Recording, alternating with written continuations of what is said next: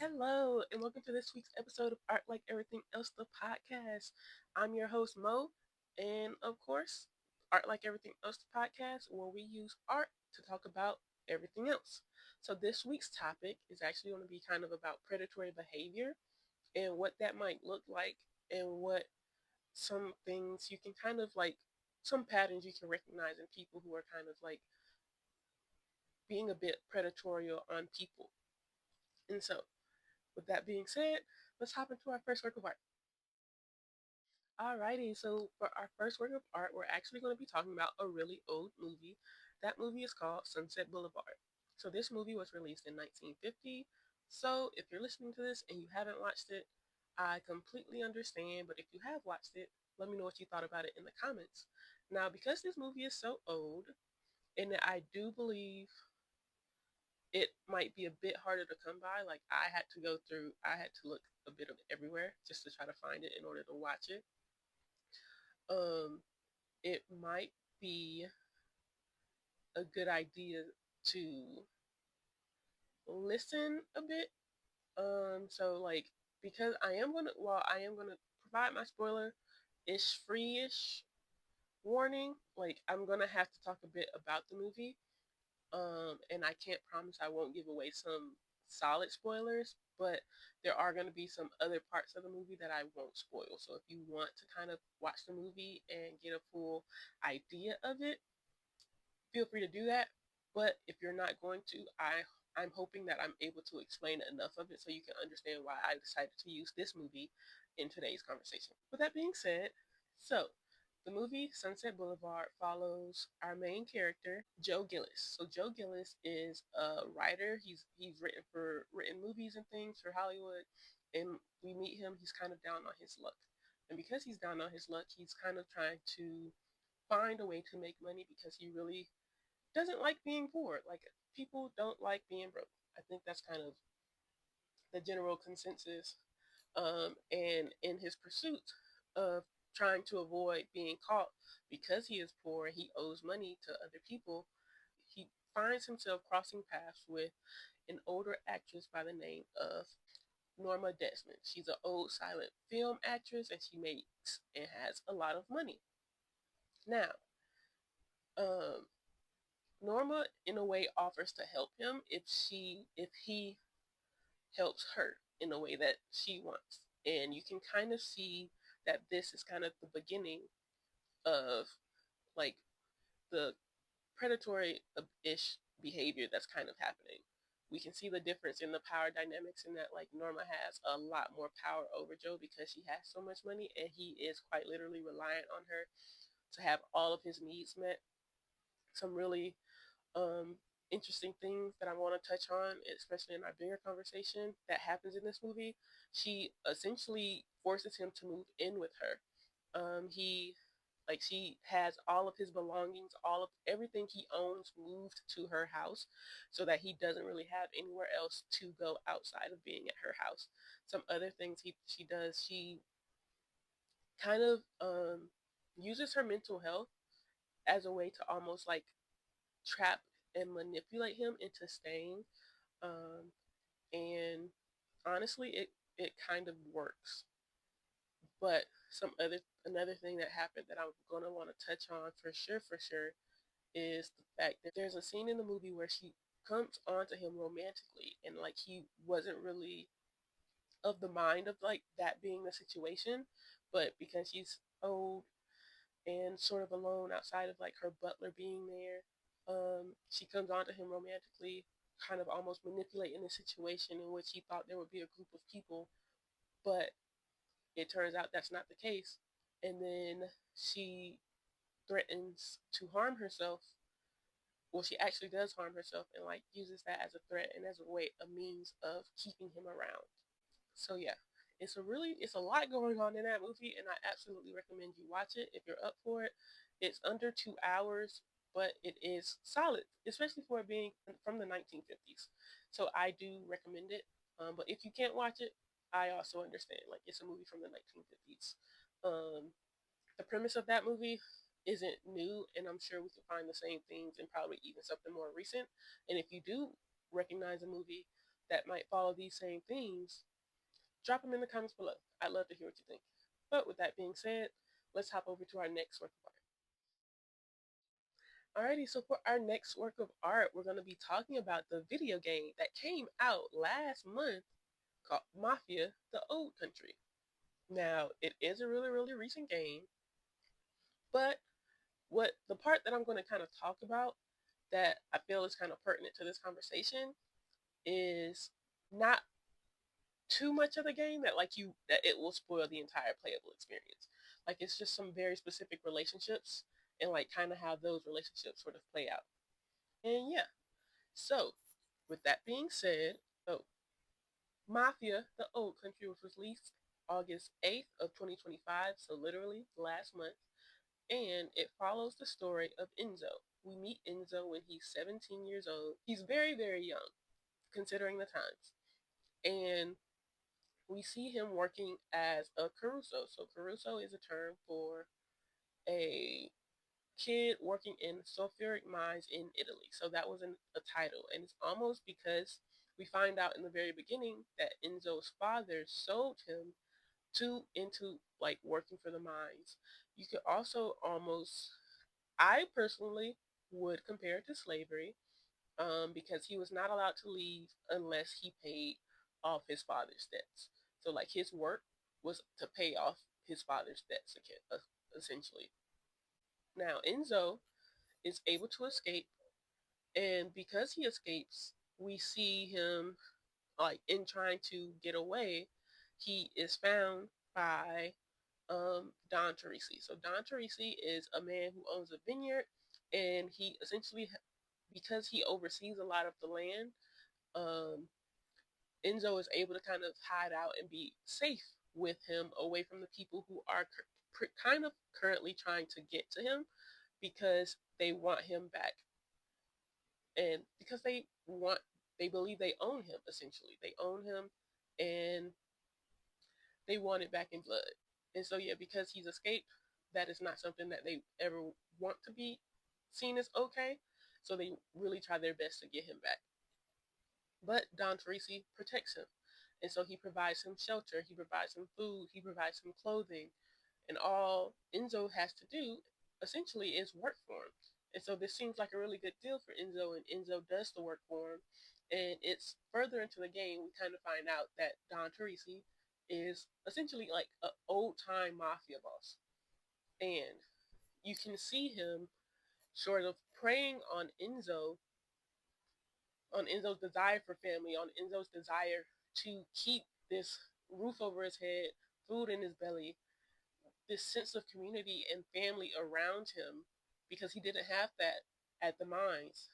He wasn't allowed that. Like I think when we first meet him, they ran out of food because the people aren't serving enough food to feed all of the miners. And so like him and his friend was literally about to starve or like not be able to eat. And so it's things like this where it's like we see where Enzo is coming from, and then we see what he had with the Don, and we see the ways in which this behavior, um, this relationship itself, honestly, was impacting him. Because to not have it would mean the opposite. And so we see all those things, and then we see all the ways in which the Don,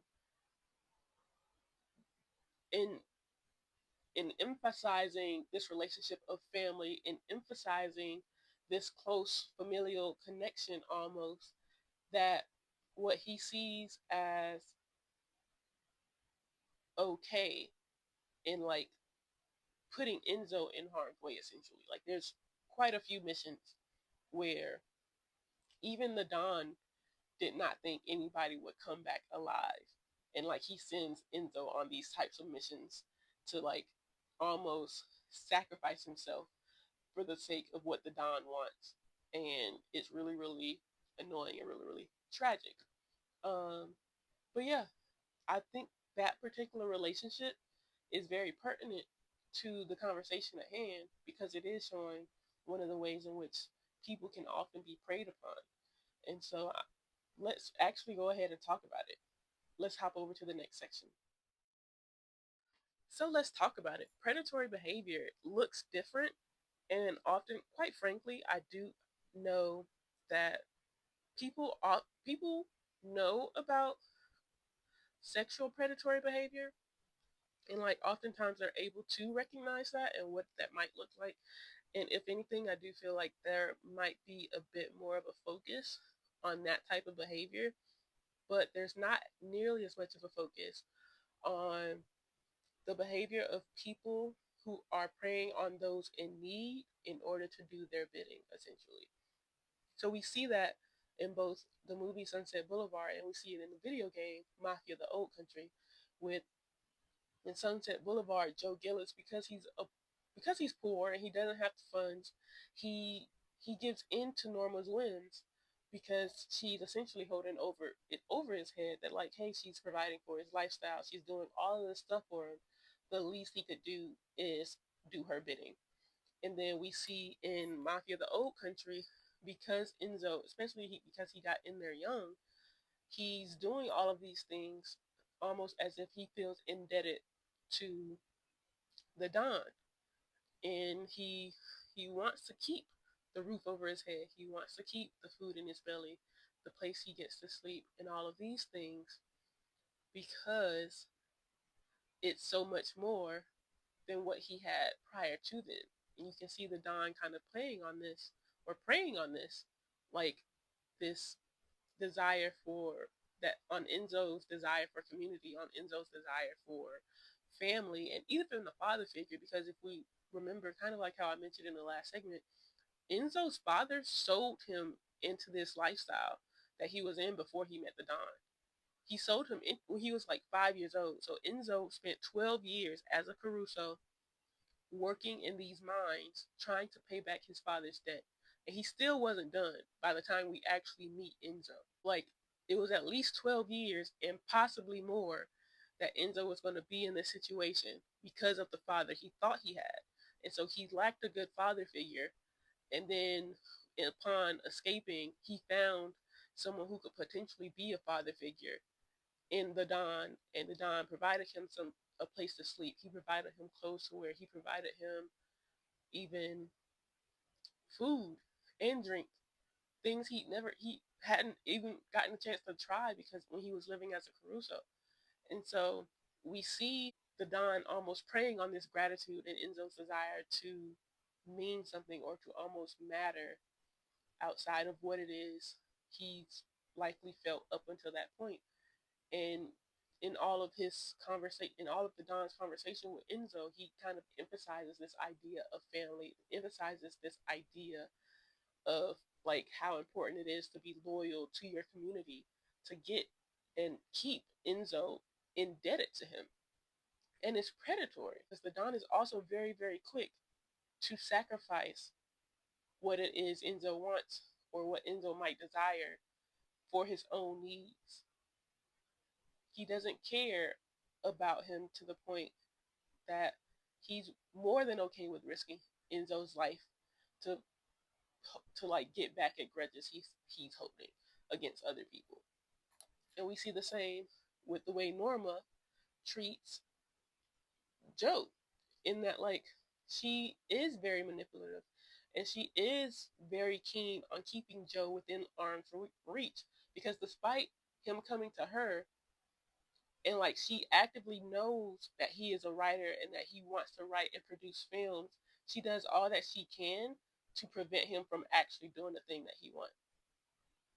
She knows that he wants to write and wants to sell movies like he's been doing prior to when he met her, but because he's struggling and he's not able to make ends meet in that moment, Norma kind of takes advantage of that and is like, all right, well, I'll provide for your lifestyle, but you have to listen to me. You have to pay attention and do all that what I want you to do. And she actively prevents him from trying to write on stories he actually wants to write about. And so we see in these relationships, while it looks almost, especially because like they're both considered adults, and like you would think that these people have choices, but the choices are weighted because think back to Enzo's relationship. So Enzo is coming from being a Caruso to someone who technically who saved his life, who is promising him community, who's providing him a roof over his head and food in his belly. And these people are saying like, hey, be with us, you'll never go hungry. Be with us, you'll be okay. And promising him that. So of course, it's either that or going back to where he came from or going somewhere completely different that he knows nothing about. That's not exactly an easy decision, or at least the easiest decision would be to stay in that predicament, even if it might prove to be difficult down the line. It seems easy in and of itself right there, and that's what a lot of people who are kind of in these positions of power are preying on, and that's kind of what we want to kind of keep in mind, and that's kind of what I wanted to bring light to regarding today's conversation, because predators know when they are being predators. They know when they are banking on somebody's need for them or their reliance on them and being why they're around. They're going to keep you being reliant and needing them in order for you to stay. They're going to figure out all kinds of ways to do that. So with the Don, it was providing all of this, what would even be considered a luxury to Enzo, and like providing him housing, providing him a place to stay, providing him food, drink, a means of like transportation and work to do that isn't working in the mines. And then also this idea of family as well, promising him this idea of family. And then with Norma and Joe in Sunset Boulevard, Norma has connections to Hollywood because she used to be an actress. She was a well known actress, and so she does have a lot of connections, and she promises those connections to Joe because she knows he's a writer. And so, like, Joe stays around and he does her bidding because he's like, all right, she can put me in contact with these big names who can hopefully help me to get my script out there, hopefully help me to get my scripts made into the movies that I want to see them become. And we see that like as and then she also starts to kind of take over everything in his life. Like I told you about how she gets all of it, everything he owns and brings it to her property so that like he has to stay with her. He she also makes it so that like he's not able to write, and like she's not even really like granting him the time to write and to work on his craft, because she kind of keeps him busy with doing things for her. And then we also see that when he does try to leave, she threatens to harm herself, or she harms herself in such a way that like she does get hurt, but she's always well enough for like when he gets back to like make him feel bad about, hey, I harmed myself because of you because I'm so sad that like you would leave me. And like she's manipulating him mentally and making him feel guilty about his behavior, about wanting to have a life outside of her. And you see these people like they are actively preying on what these people need and like normal human desires in order to keep these people around. Like the Don was preying on Enzo's desire to feel like a family with someone, to feel needed. And then Norma was preying on Joe's desire for success when it comes to his writing, and also on his desire to take care of his personal needs regarding his money, and then also on his desire to not be the reason someone is hurting themselves. On because like who a lot of people would kind of fall over themselves almost to do what they can. If someone says I'm harming myself, um, a lot of people would want to not be the case and do what they can to make it so that that is not the case. And we see that in the movie. And I think ultimately what I kind of want to bring in this conversation is that like I think we should make it so that like these ways of predation are also talked about a lot more, Because honestly, even with the discussion of old country, because when I was watching the gameplay for this game, that's when I got the idea for this conversation to be had. I watched Berlizzi, so if you don't watch Berlizzi, check it out. But like he actually just recently finished playing the whole game, and he had brought up a good point in it, talking about this very thing, and I was like, you know what, that actually is a really good conversation to have, because it happens not just in like Mafia, the old country. Like that premise is something I've also noticed or recognized even when it comes to a lot of other things. Like when you think about the idea of gangs and how a lot of those kind of started out as means or ways for younger folks or people in general to kind of feel like they're a part of something as a means of community, and they prey on people's basic needs and being able to help provide or show them ways to provide for those basic needs in order to like lure people in. It kind of shows you the ways in which this predatoriness happens. And the same with people who are of like a higher echelon kind of preying on those who are poor. Like they know you need money. They know you might need their connections. They know that what it is that's in their pocket or what it is that they can provide, they know that you need it, and they know that you're willing to do whatever you can to have it. And so they're willing to dangle that in front of you in order to get you to cooperate. And that is rather frustrating. But I feel like it also just goes to show how much power is given to people who have the means. And there is no easy solution other than trying to recognize the behavior, recognize the patterns, and try to figure out a way to be safe. Yeah, boundaries. I don't think I've talked about boundaries yet, but maybe I should find an episode where we can talk about boundaries. But boundaries, creating um, means of engagement for when it comes to dealing with you, or like recognizing your own values and morals, is also a very, very good way to kind of circumvent or work around being preyed upon, because we can't prevent you from being preyed upon, but we might be able to prevent you from being prey. And it's not always going to be 100%. There are some evil people out there, but we can always do our best. And right now, our best will look like doing whatever it is we can to make it so that it's actually really, really hard for them to feel like they can get the better of you. So that's going to be like having morals. Like, what are you willing to do? What are you not willing to do in order for the sake of these things that you want? Um, what are you okay with doing, or what are you okay with sacrificing for the sake of getting it is what you want? Like knowing your standards, knowing your morals, knowing your values, and how far you are willing to go can help you with knowing whether or not what's going on is something that's going to be okay for you. And it's okay if it's not okay. Sometimes you might just have to find another way to get what it is that you want, and that's going to be perfectly fine. So yeah, maybe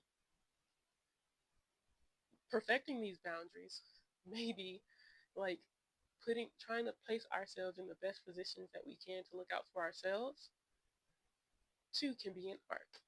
In art, like everything else. Last and certainly not least is this week's awe moment. And so, the art of the week that made me think, honestly, I kind of, when thinking about this, especially when I was watching Sunset Boulevard, I was kind of thinking about the show The Reindeer that came out, I think last year. It came out either last year or the year before that. And the premise around like what Joe Gillis and Norma Desmond was kind of going through reminded me a lot of what the character in The Reindeer was going through with the comedy person he looked up to, the comedy writer. And I remember watching, I believe, Kat Black kind of talk about it. And she mentioned how she had experienced a similar situation where a prominent person in the field she was trying to get into also kind of did terrible things and like was manipulating her because of their status and their role in this field that she wanted to get into. And like I just I just wish the world was better. Like I wish that people weren't preyed on in these ways, but because of the world we live in, I think what's really frustrating is that like kind of having to realize because the way the world works, we can't stop it. Like we can't stop it 100% right now. Like as much as I would love for that to be the case, but we can do it. We can to kind of try to mitigate those factors. And so, kind of why I wanted to have this conversation, like being able to look out for the signs, being able to recognize what might predatory behavior look like, even if it's not explicitly sexual, kind of like how it wasn't like with Don Torrisi and Enzo.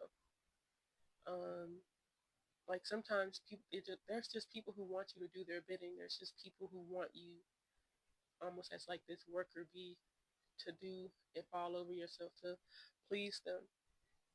And knowing our own boundaries, knowing how far and how much we're willing to go and how much we're willing to do, I think is going to be important until we can root out all of these folks who are kind of predators, and like being predatory towards people they know are desperate to do and get into places that they shouldn't have to be desperate to get into. Like, it just shouldn't be this difficult to get into places. Not even sorry, bro. I was about to say sorry, not sorry, but I'm not even sorry. Like, I'm not sorry enough to say sorry. So, yeah, the world just needs to do better. And so, like, until we can get better, we're going to work with what we can to kind of circumvent the things we can, but we're still going to make the world a better place. Like, there's no giving up on that. So, yeah, maybe making the world a better place is also an art. Yeah. But that's actually all I have for today's conversation. Um, and all I have for like that art like moment. Feel free to like, subscribe, follow, drop a comment. Let me know what you thought of today's episode. And feel free to follow us on Spotify, Apple Podcasts, or wherever you listen to your podcast. And then also check me out on YouTube because this is where the podcast is shown. Um, Follow my personal accounts, The Lovely Infinite, is going to be on the screen. Lovely is just LVLY. It's not no vowels in it. And then you can also follow this page, which is Art Like Studios on TikTok, Twitter, and Instagram. So yeah, thank you for listening. Thank you for being. Have a great rest of your day. Bye.